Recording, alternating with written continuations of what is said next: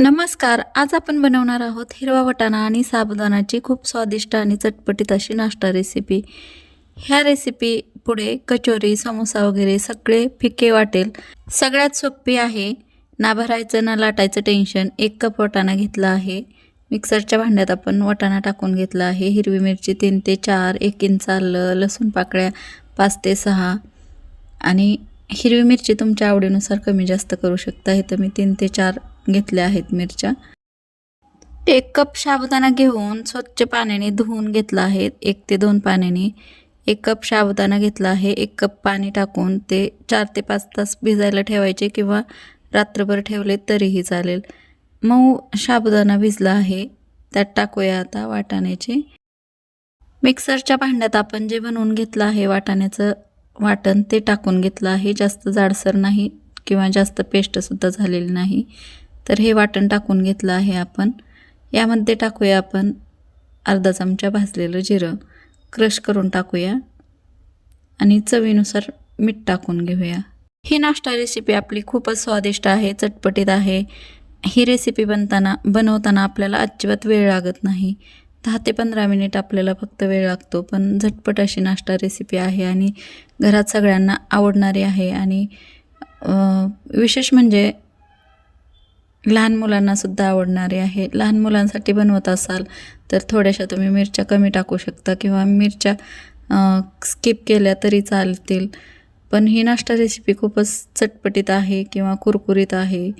तुम्हाला झटपट होण्यासाठी किंवा टिफिनसाठी ही रेसिपी खूपच उपयुक्त आहे. आमचूर पावडर टाकली आहे मी 1 चमचा आणि थोडासा गरम मसाला टाकला आहे. लाल मिरची पावडर 1 छोटा चमचा टाकला आहे, कारण अगोदर आपण हिरवी मिरचीसुद्धा वापरली आहे. धना पावडर 1 चमचा टाकला आहे. हे चांगलं मिक्स करून घेऊया. साबुदाणा थोडा मॅश करून घ्यायचा, म्हणजे आपण जेव्हा बटाट्या वड्यासारखं तळतो ना ही रेसिपी, तेव्हा ते उकडलेले बटाटे असते. उकडलेल्या बटाट्यामुळं सुद्धा बाइंडिंग येतं, पण साबुदाणा थोडा मॅश केला की बाइंडिंग पण येतं आणि तेलात टाकल्यानंतर विशेष म्हणजे वडे फुटत नाहीत. तर आपण बटाटे मिक्स करून घेऊया उकडलेले. मी तर 4 ते 5 असे लहान लहान छोटे छोटे होते उकडलेले बटाटे म्हणून जास्त टाकले आहेत. तर तुम्ही इथं मोठे 2च टाकले तरीही चालतील.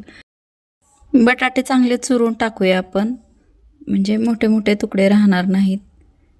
बटाट्यामुळे बाइंडिंग येते. जरी तुम्हाला कुरकुरीतपणा जास्त हवा असेल तर तुम्ही या ठिकाणी या स्टेजला 2 चमचे असं कॉर्नफ्लोअर टाकलं तरीही चालेल.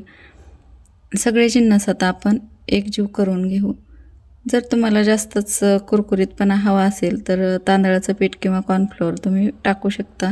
बघू शकता आपण छान असं मिश्रणाचा गोळा तयार झाला आहे आणि छोटं छोटं गोळे घेऊया आपण.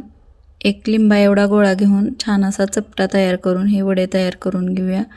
टिक्की तयार करून घेऊया. टिक्की किंवा वडे म्हणू शकता. आणि हे हातावर गोल थापून घ्यायचं आणि चपटं करून गोल आकार देऊन घ्यायचा.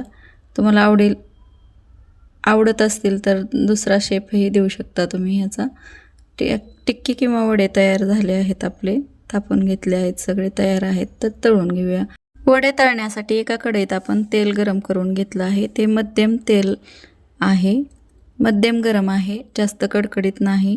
जास्त कडकडीत तेल असेल तर ते वडे आतपर्यंत तळले जाणार नाहीत. बाहेरून छान रंग येईल पण आतपर्यंत तळले जाणार नाहीत. म्हणूनच आपण मध्यम आचेवर वडे तळून घेऊया, जेणेकरून वडे आतपर्यंत तळले जातील आणि कुरकुरीतसुद्धा होतील.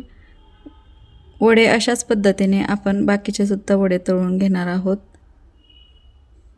छान असे आपले हे वडे आतून पोकळ आणि बाहेरून क्रिस्पी कुरकुरीत असे तयार होतात. चटपटीत कुरकुरीत असा आपला हा नाश्ता तयार आहे. नक्कीच तुम्ही घरी बनवून पहा. जर तुम्हाला आवडला नक्कीच मित्रमैत्रिणींसोबत शेअर करा हा व्हिडिओ. तर आपण हिरव्या चटणीसोबत छान असा हा नाश्ता सर्व केला आहे. कोथिंबीर आणि पुदिन्याची मी चटणी बनवून घेतली होती. खूपच छान चटपटीत लागतात हे वडे. जर तुम्हाला हिरवी चटणीसोबत नाही सर्व करायचे तर तुम्ही दह्यासोबत सुद्धा सर्व करू शकता.